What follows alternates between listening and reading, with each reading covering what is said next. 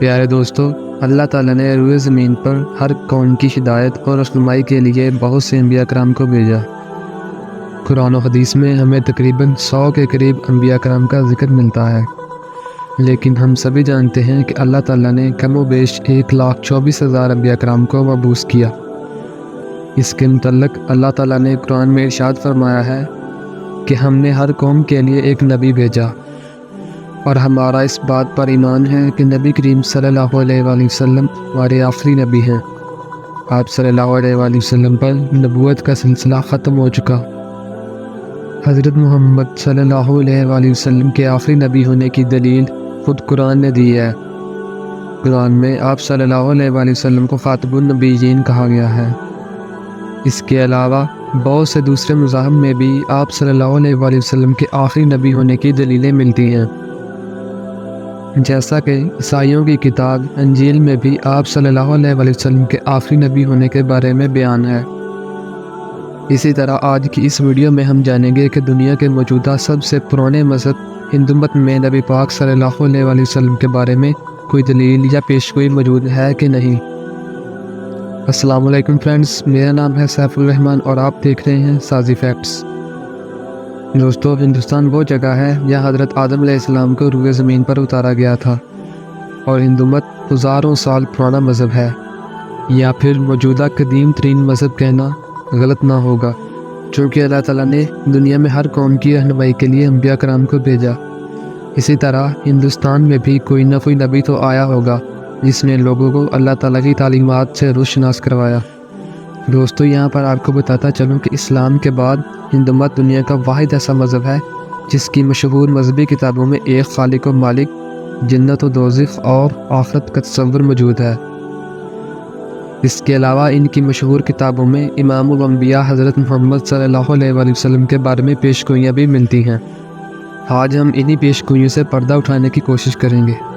پیارے دوستو، سنسکرت اور ہندو مت کے مایا ناز پروفیسر وہب پرکاش، جو کہ الہ آباد یونیورسٹی بھارت میں بطور پروفیسر خدمات سر انجام دے رہے ہیں، انہوں نے ہندی زبان میں ایک کتاب لکھی جس کا نام کالکی اوتار اور محمد صاحب صلی اللہ علیہ وآلہ وسلم ہے، جس سے پورے بھارت میں تہلکہ مچ گیا۔ اس کتاب کا بہت سی زبانوں میں ترجمہ بھی ہو چکا ہے۔ دوستو، اس کتاب میں وہب پرکاش نے ان تمام پیشگوئیوں کو اکٹھا کر دیا ہے جو کہ آخری نبی حضرت محمد صلی اللہ علیہ وآلہ وسلم کے بارے میں ہندو مت کی مشہور مذہبی کتابوں میں موجود ہیں۔ ہندوؤں کا عقیدہ ہے کہ اس دنیا میں برائیوں کے خاتمے کے لیے 10 اوتاروں یعنی نبیوں نے آنا ہے، جن میں سے 9 اوتار پچھلے یگ یعنی کہ دور میں آ چکے ہیں، اور اب موجودہ دور یعنی کل یگ میں کلکی اوتار نے آنا ہے۔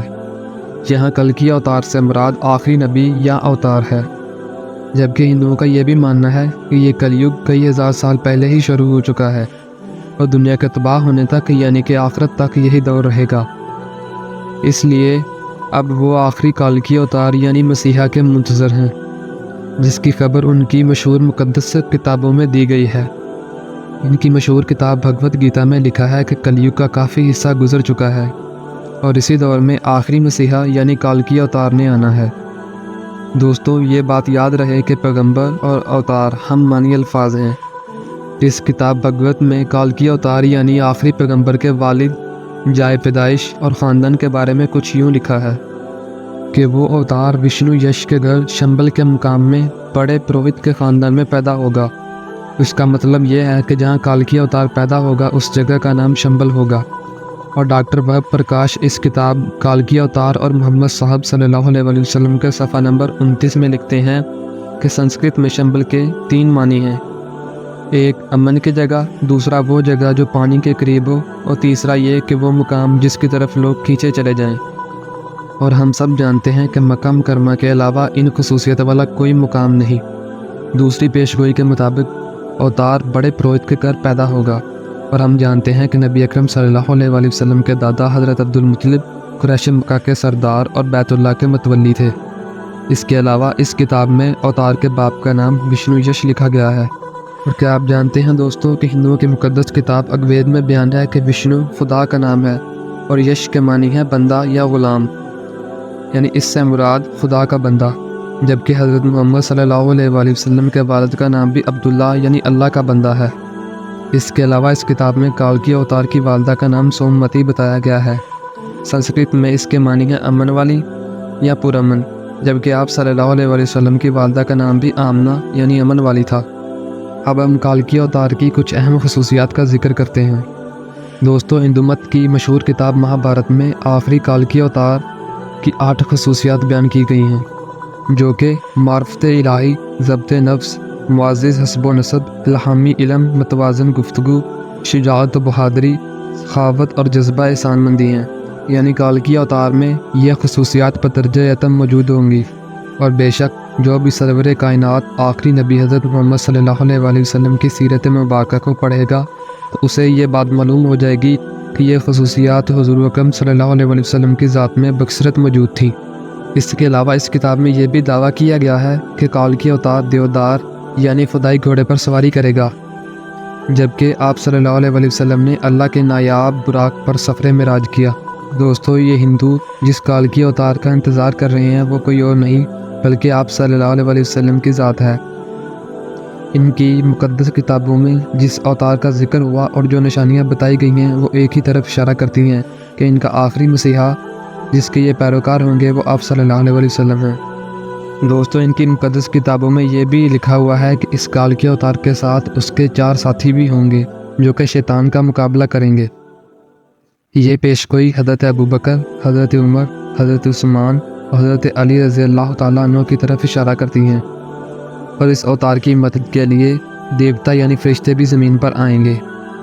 ہندی میں فرشتے کو ہی دیوتا کہا جاتا ہے۔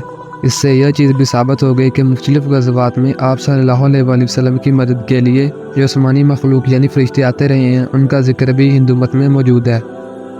ناظرین گرامی، آپ کو یہ بھی بتاتے چلیں کہ تمام انسان بشمول ہنود اور یہود آپ صلی اللہ علیہ وآلہ وسلم کی امت ہیں، البتہ جنہوں نے آپ کی بات مانی اور ایمان لائے ایسے لوگ امت اجابت کہلاتے ہیں، اور جو لوگ آپ صلی اللہ علیہ وآلہ وسلم کی مخالفت کریں وہ لوگ امت دعوت کہلاتے ہیں۔ لہذا ہندو امت دعوت میں شامل ہیں کہ ان تک دعوت حق پہنچ چکی ہے۔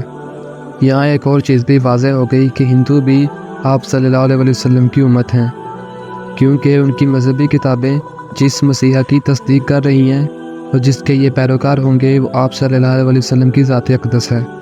آخر میں اللہ سے یہی دعا ہے کہ اللہ ہمیں راہ راست پر رکھے اور ہدایت نصیب فرمائے، آمین۔